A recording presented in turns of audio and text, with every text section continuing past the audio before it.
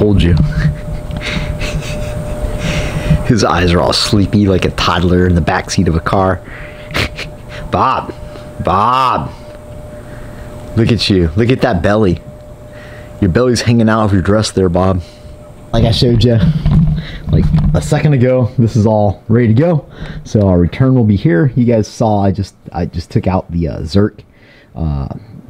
I've done this with all of my with all my swaps. Just pull the Zerk out of the fuel pressure checker guy. Take a 4 to 6 expander, available on monkeyfabgarage.com, and just take it to your normal return. So I was thinking this, and I was going to do stuff, but it was late and dark, and I said, well, I think I already got something. So I went searching through my pile, and although I did throw away the bracket for the fuel filter, which I wish I had, this guy is, it's meant to go here, so somehow it just bolts up into there. So now I just need to figure out how to configure this to be the flex fuel sensor, and the regular would be nice if I can kind of figure out a way to get it all in one thing and return it. So that is the plan. We're gonna mix with what we have and see what we can come up with. And we gotta get some cardboard, punch some holes, make a bracket for our fuel filter underneath the car. I think that's the best, just seems to be the best place for it. All right, just making a quick AN line. Usually this goes pretty smoothly. I know everybody already knows how to do this, but for the people that don't, I'll show you what I do. You can do what you want to do. It's all good. So just I measured out the distance I needed between the two fittings, which was like a hair under 11 inches. So I went like 10, a little over 10 3/4. I used a little, and we cut that guy out, and then we got our 2 hose ends that we need to attach to either side, doesn't matter which. Usually what I'll do is I'll just get a little assembly lube. I like, it doesn't matter, just get yourself some goop, something that's got a little bit of viscosity to it, some lubricity, and I just throw that over the little nipple, the mill portion there, and throw it on the threads, and that is usually enough to get it done.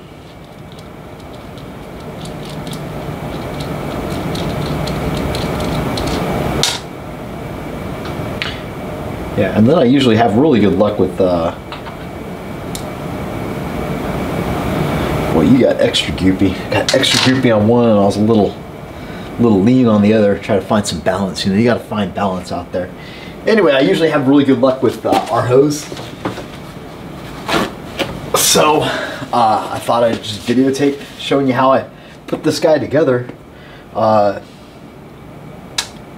I do is I take the tape off, because that's with glasses on so I can see.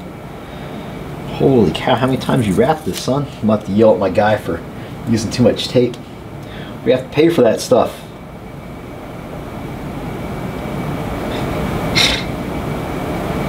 Good Lord, Jacob, what are you doing out there, man? Gotta pay for this tape. 16 wraps. Okay, and then I just jam this guy into there, and usually if you just turn it clockwise, it'll just drop in there. And this is kind of what you want. It's not exactly what you want, but I'll show you. So if you guys can see in there, which one is the center of that guy, pretty much centered in the center of the fitting. So once that's done, you just take your end there and start threading this guy in.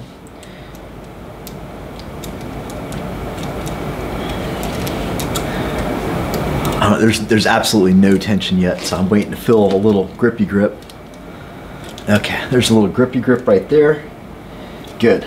And then what I'll do is I usually put it in soft jaws. I just have aluminum sheet just folded. It's still gonna scar it up a little bit, but it won't be bad. And then just drop this guy down, usually a 6-socket wrench. Yep. And as it gets close to like the bottom, I just kind of try to line up the flats, make it look nice, and that's it. We just do the same thing with the other side, so maybe I can do this real time with no cuts. Good Lord, who put the tape on this side? How many wraps was that?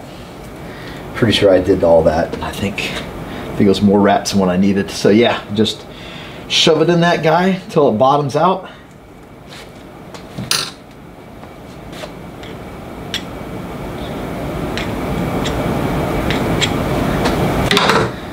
Put your little looby boy in there.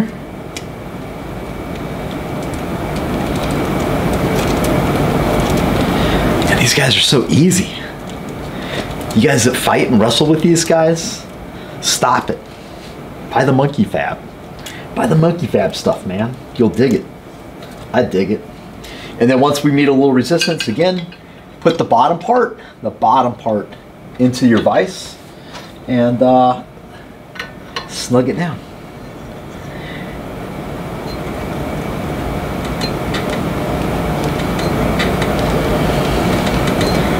And once it gets close to the bottom, just line up your flatty flats.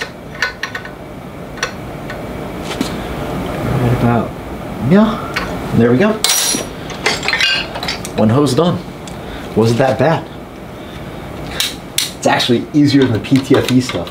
PTFE stuff isn't that bad either, but this stuff's super easy.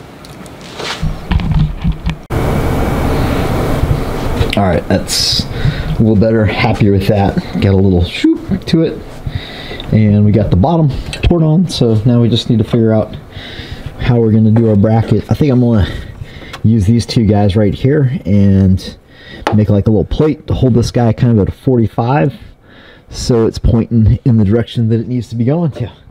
And then we'll have this part done, and then we just need to run the lines kind of under the car. Boom. The little mount for the ethanol content sensor is done. Just a little plate, a little piece of drop I found. Kind of cut its shape, made some bends to position it where I needed it. So this guy will come into here, go down to there, and then that will just shoot right through the back and return the fuel. So it is ugly, so we'll get that guy and just kind of clean it up a little bit, just make it look a little nicer.